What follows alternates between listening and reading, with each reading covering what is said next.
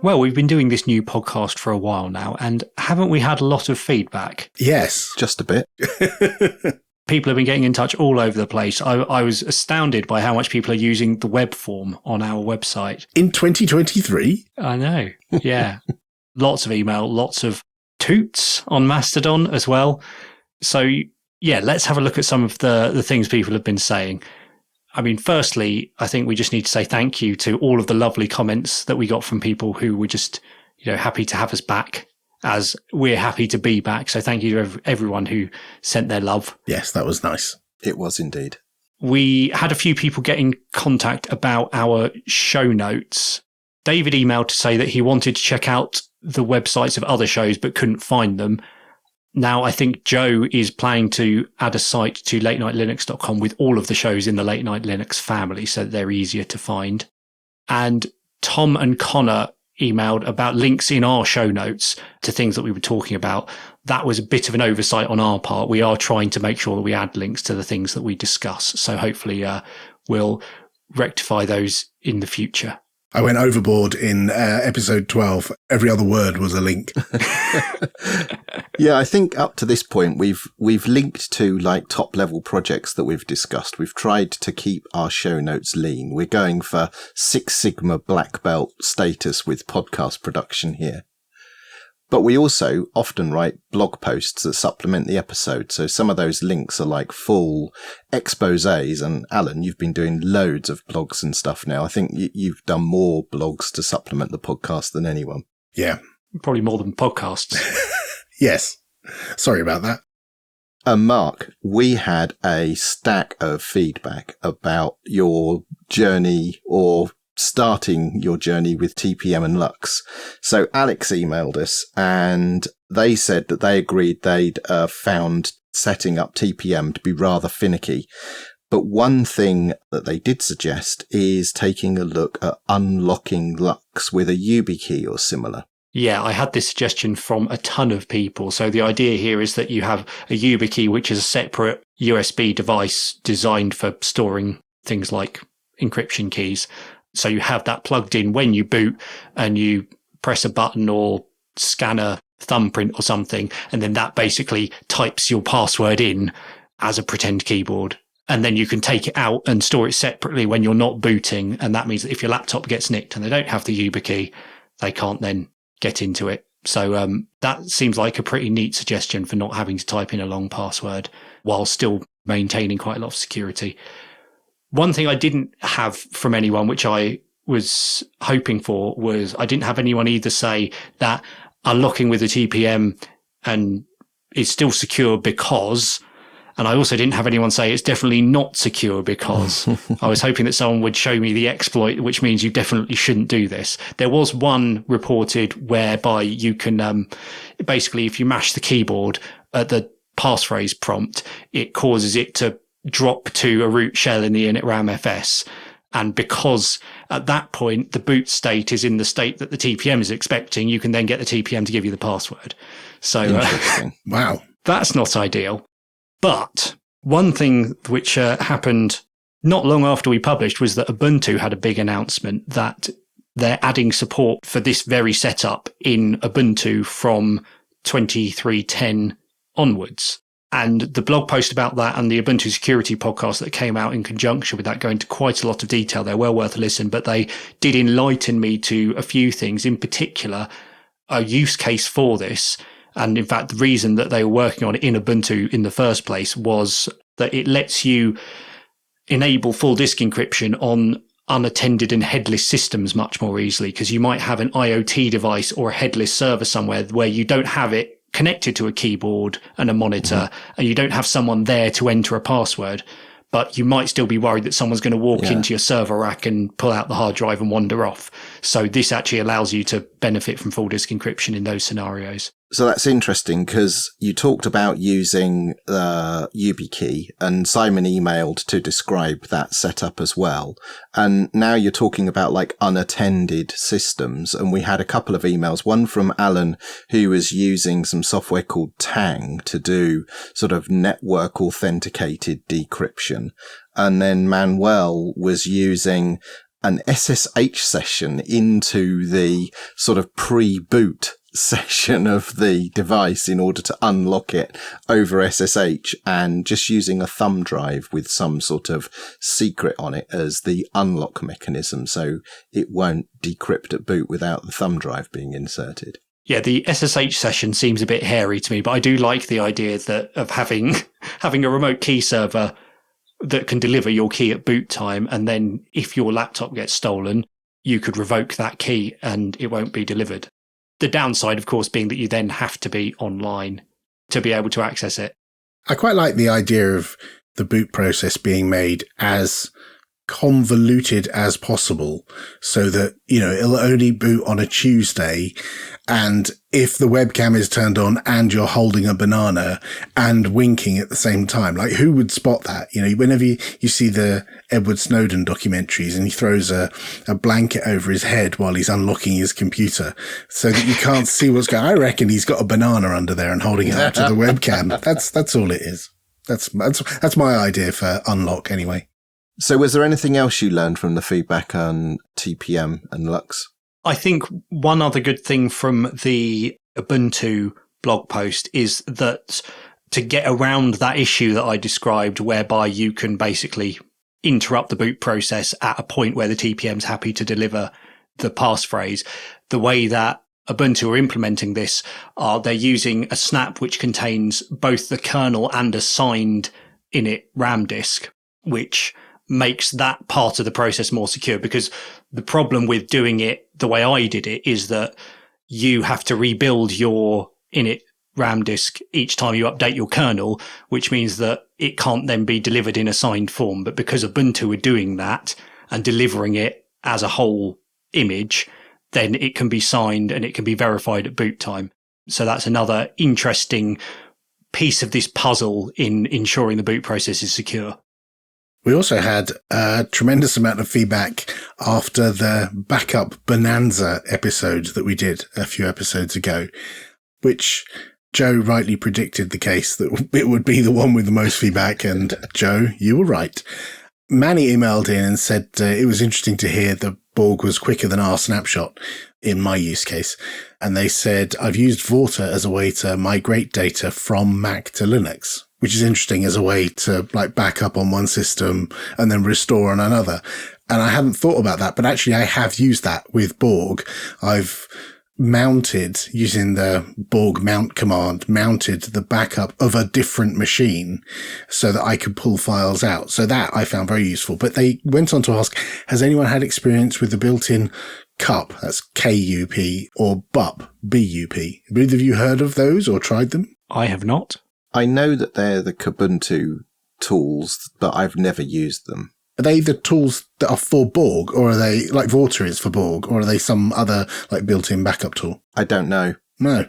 It's weird how I can be using this for ages and I'd never even heard of these things before this email. So you're talking there about you using Borg. When we recorded the episode, you were using our snapshot. So I think the unsaid rule here is something's changed. Actually, the day after we recorded that episode, I switched from our snapshot to Borg. So now I'm using Borg on everything. Yes. Yes. Your influence over me, Martin, has worked. Patrick also emailed in and they were interested in the fact that we were talking about backing up family photos. I think it was Mark who talked about that. And Patrick says, they sound pretty complicated. And since they rely heavily on servers that you manage, don't you run the risk of your family losing all of their most precious data in the event of an untimely death? Oh dear, a bit dark, but yes, they'd love to hear what your spouses would be able to get out of your backups. So in terms of photo syncing to Nextcloud, my partner also does have an account on our Nextcloud and can access, it's a shared volume that it backs up to. But yes, it's a fair point that it is a server that I built and manage and administer, and I don't think that she'd be too keen on trying to do that herself. And it's something that we've considered discussing on the show, but for various reasons have decided not to, and something that I do have in mind that perhaps I need some sort of backup plan for my backup recovery in the event that I'm not around to do it. Yeah, that's a thorny point. And similarly to you, although I'm using Borg to do backups, they're like the tertiary backup. The main backups actually happen via Dropbox and SyncThing, which my family do know how to operate and get all of the data and what have you. But like you, I do need to figure out how they get easy access and can look after, like in the event of my untimely demise, the data that is backed up via other means. But that's not how they access the data. That's like the insurance backup.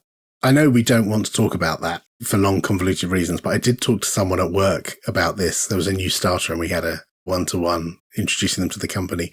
And for some reason, we got onto this topic and they were telling me that they've got this thing they call a green box, and it is just a bright green box, so it's easy to spot. And that's their box full of information. And yeah, they could put it somewhere safe and secure, but they've written stuff down and put it in there. And I think that's probably about as good as you can get with all the details of how to deal with it. Yeah. Jean emailed in and said, how do you deal with photos that are intentionally deleted from the phone? Do you have to delete them in both places? Yeah. So, I mean, it depends on whether you manage to delete them before they get synced. But the way that we handle our photos is we sync everything up to Nextcloud, and then sort of monthly we go through and decide which ones we actually want to keep and organize them, and then anything else gets deleted.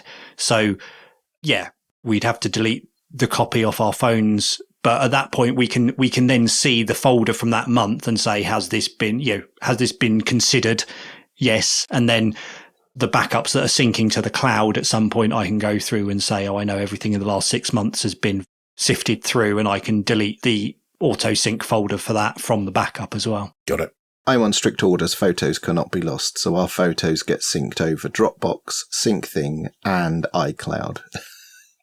Mohammed emailed and said, I considered Borg backup previously, but it didn't seem noob friendly.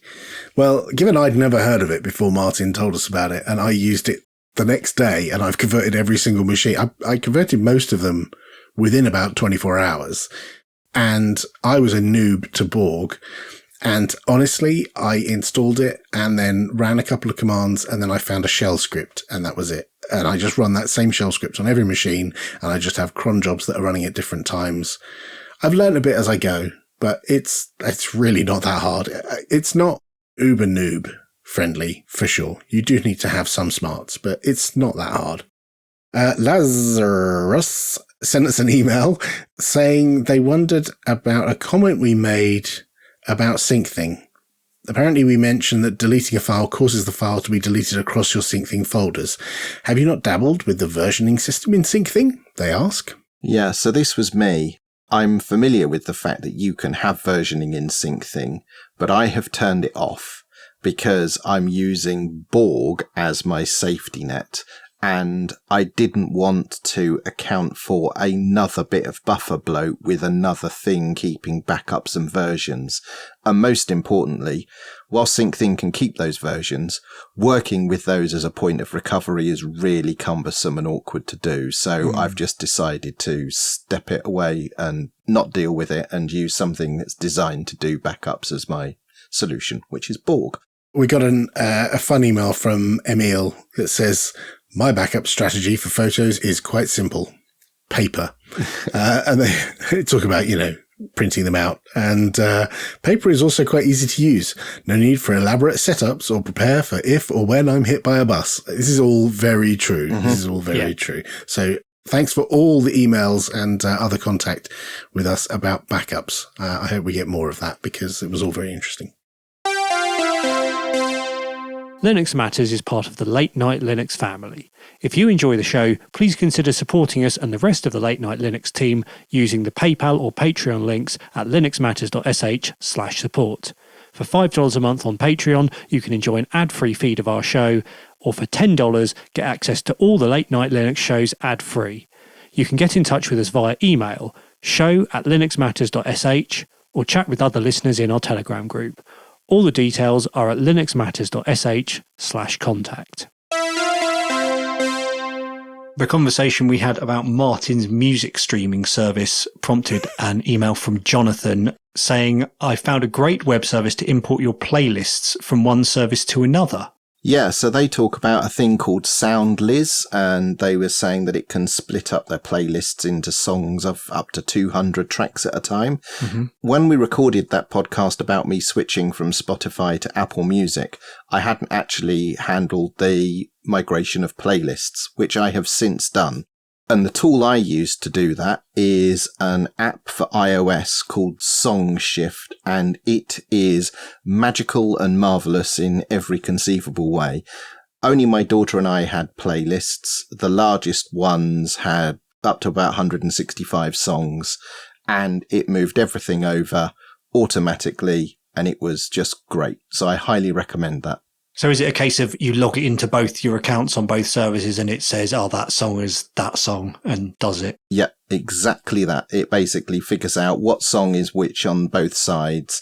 And occasionally it says, I couldn't find this. And if you just do like a manual resolve it, you can find the correct thing. Yeah. So it worked really well. And my daughter was very happy to have her playlist. She was very grumpy about hearing we were being moved after she'd curated her own playlists. I have to say, my biggest gripe about using Plex and previously MB for my music streaming locally is the support for creating playlists for your own songs is absolutely dire. Do you have to create your own M3U files and spread them around? I wouldn't mind that, but it doesn't even support that. You've got to go through and like find each song one at a time and say, add this to this playlist. And it's a real ball ache. I've got news for you, Mark. You can import PLS and M3U files into Plex. Maybe that's a topic for a future episode.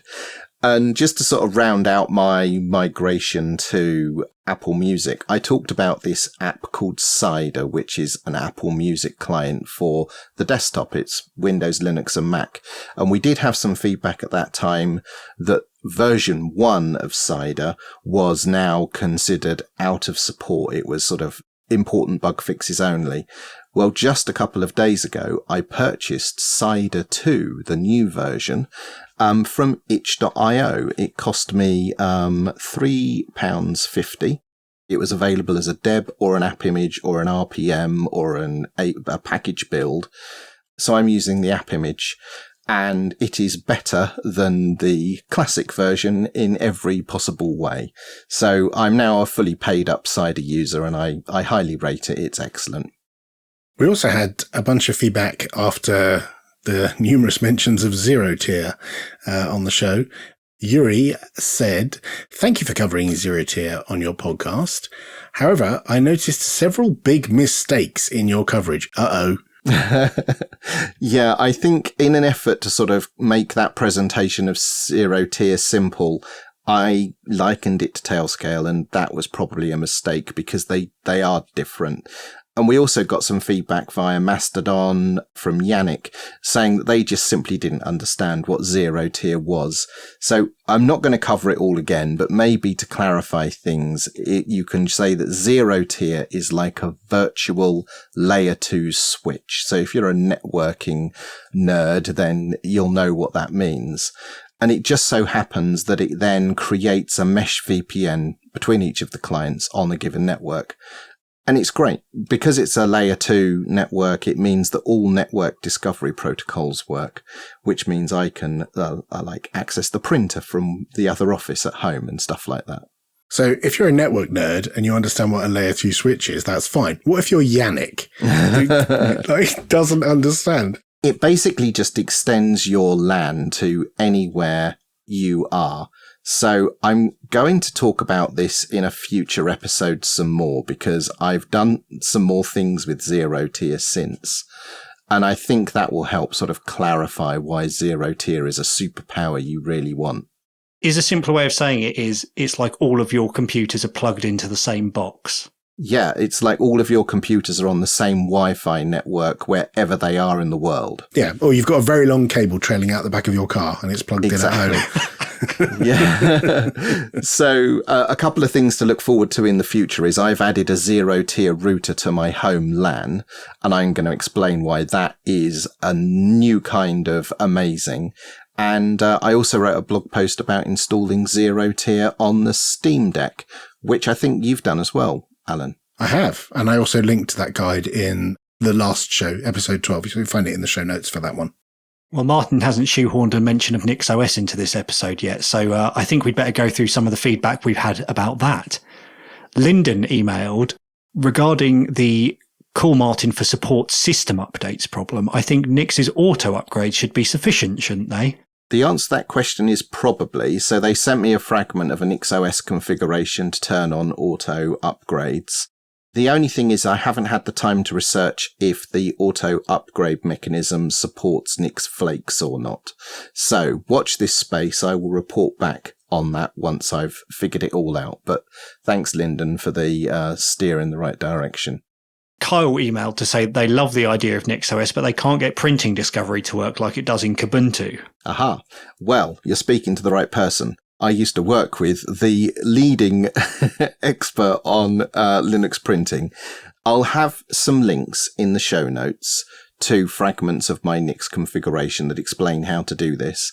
But for anyone listening along, you basically need to enable two services. One is for Cups, which is the printing service, and the other is for Avahi with MDNS enabled. And with those two services running, printing discovery works, including, as I was saying earlier, over 0 tier from remote locations. Well, it's been great to go over everyone's feedback. Keep it coming in, everyone, and I think we should probably do this again at some point in the future.